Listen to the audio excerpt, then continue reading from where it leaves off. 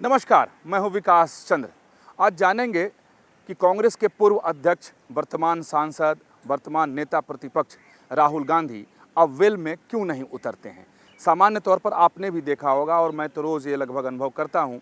क्योंकि पिछले 20 वर्षों से सदन को कवर करता हूं, संसद को कवर करता हूं, कि जब भी विपक्षी पार्टियों को या उनके सांसदों को विरोध करना होता है सदन के अंदर, तो अपने आसन पर खड़े होकर, यानी जहां उनकी सीट होती है वहां से खड़े होकर वो नारेबाजी तो करते ही हैं, शोर मचाते ही हैं, और कई बार सांसद सदन के वेल में उतर जाते हैं और वहाँ से अपनी बात रखने की कोशिश करते हैं और वहाँ से वो नारेबाजी भी करते हैं और अपनी बात को कहने की कोशिश भी करते हैं। तो अगर संसदीय परंपरा पर अगर निगाह डाली जाए और जो भारत में एक संसदीय व्यवस्था है, तो वेल में अगर सांसद उतर जाते हैं तो बहुत बड़ी बात मानी जाती है और उसके बाद सदन की कार्यवाही चल नहीं पाती है और जो अध्यक्ष होते हैं या उस समय आसन पर जो भी बैठा होता है वो सदन की कार्यवाही को स्थगित कर देता है। तो कई बार अगर विपक्ष को सदन की कार्यवाही को स्थगित करा देना होता है और विपक्ष को लगता है कि उसकी बात मानी नहीं जा रही है, जिस मुद्दे पर विपक्ष चाहता है कि बहस हो जाए वो स्वीकार नहीं हो रहा है या सरकार की तरफ से उस पर कोई सहमति नहीं बन पा रही है, यानी किसी वजह से जब सदन के अंदर हंगामा होता है, तो अब सामान्य सी एक बात हो गई है। पहले तो ये बड़ी गंभीर बात होती थी कि अगर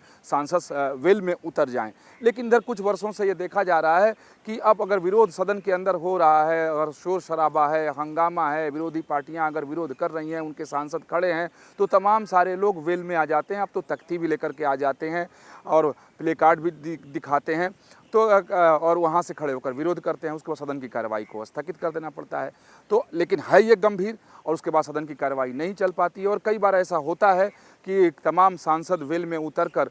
विरोध कर रहे होते हैं, नारेबाजी कर रहे होते हैं, फिर भी सदन की कार्रवाई चलती रहती है, लेकिन ये अवसर कम आते हैं। लेकिन इधर ही एक अवसर आया जब ये 18वीं लोकसभा का पहला सत्र था, जो विशेष सत्र था, जिसमें राष्ट्रपति जी का अभिभाषण हुआ था और उस अभिभाषण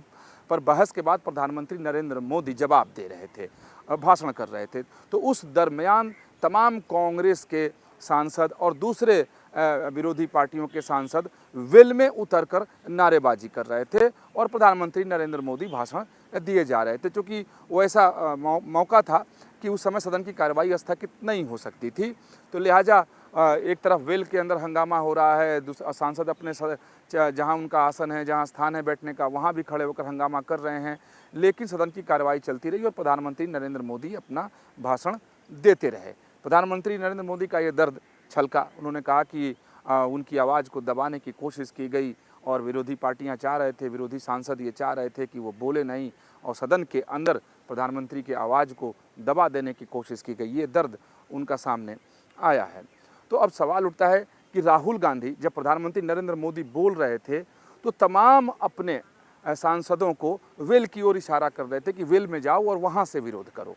क्योंकि इसका जैसा मैंने पहले बताया कि इसका मतलब ही होता है कि अगर वेल में हो रहा है तो सदन को स्थगित कर दो। अगर सदन स्थगित नहीं होता है, अगर वो रिकॉर्ड पे जा रहा है, तो काफ़ी गंभीर माना जाता है और संसदीय मर्यादा और उसकी परंपरा के विरुद्ध माना जाता है कि वेल में विरोध हो रहा है और सदन की कार्रवाई चल रही है।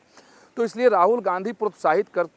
कर के अपने सांसदों को वेल में भेज रहे थे और दूसरे विरोधी पक्ष के सांसद भी उसमें उतर रहे थे, लेकिन राहुल गांधी खुद अपने आसन पर थे और वो वेल में नहीं गए, लेकिन अपने सांसदों को भेजते रहे और लगातार उनके सांसद वहाँ से नारे लगाते रहे और हंगामा करते रहे। तो अब सवाल जो सबसे पहले मैंने कहा कि आखिर खुद राहुल गांधी वेल में क्यों नहीं उतरते हैं, अब वो वेल में क्यों नहीं जाते हैं, जबकि पहले वो वेल में उतरते थे, अपने सांसदों के साथ वेल में जाकर वो अपनी बात रखने की कोशिश करते थे, वहाँ से वो नारे भी लगाया करते थे, लेकिन अब वो नहीं जाते हैं। तो इसके पीछे वजह क्या है, आखिर वो कारण क्या है कि अब राहुल गांधी सांसदों को भेजते हैं लेकिन खुद इस काम से वो दूर रहते हैं, वेल में नहीं जाते हैं, अपने स्थान पर रहते हैं।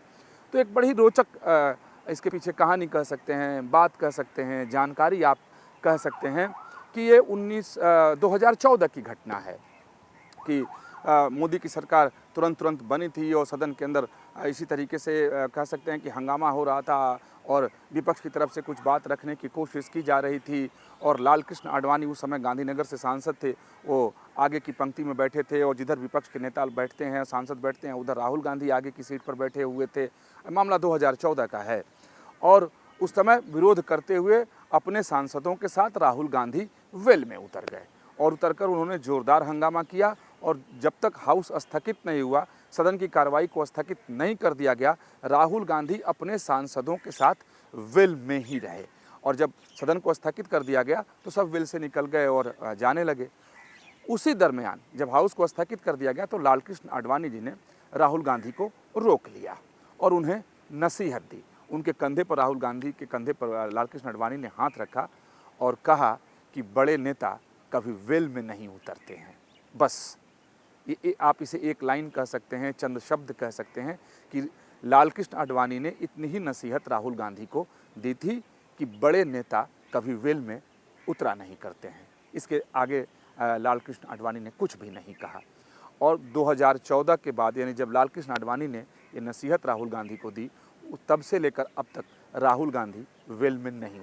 उतरे हैं और न उतरते हैं। हाँ, ये बात ठीक है, जैसा मैंने आपको पहले बताया कि अभी इसी 18वीं लोकसभा में वो अपने सांसदों को वेल में भेज दिए, लेकिन खुद राहुल गांधी वेल में नहीं गए। यानी 2014 में लालकृष्ण आडवाणी जी ने जो उनको नसीहत दिया था, उस नसीहत का पालन आज भी राहुल गांधी करते हैं। अब इसमें कोई शक नहीं कि Rahul Gandhi leader of opposition हैं, नेता प्रतिपक्ष हैं, कांग्रेस के पूर्व अध्यक्ष हैं, कई बार के सांसद हैं, बड़े नेता हैं, इसमें कहीं किसी को संदेह नहीं है। लेकिन जो बात लालकृष्ण आडवाणी ने कही थी 2014 में, आज भी राहुल गांधी उसका पालन करते हैं, खुद वेल में नहीं उतरते हैं। वो बात अलग की है कि उनके द्वारा भेजे गए सांसदों ने इतना हंगामा किया कि प्रधानमंत्री नरेंद्र मोदी ठीक ढंग से अपना भाषण नहीं दे पा रहे थे, जो बाद में उनका दर्द सामने निकल कर आया। उन्होंने कहा कि उनकी बात को, उनकी आवाज़ को दबाने की कोशिश की गई थी। तो फिर मिलेंगे कुछ नई बात, कुछ नई जानकारी, कुछ नई राजनीतिक चर्चाओं के साथ। न्यूज नेशन अब व्हाट्सएप पर खबरों के ताजा अपडेट के लिए न्यूज नेशन के इस QR कोड को स्कैन करें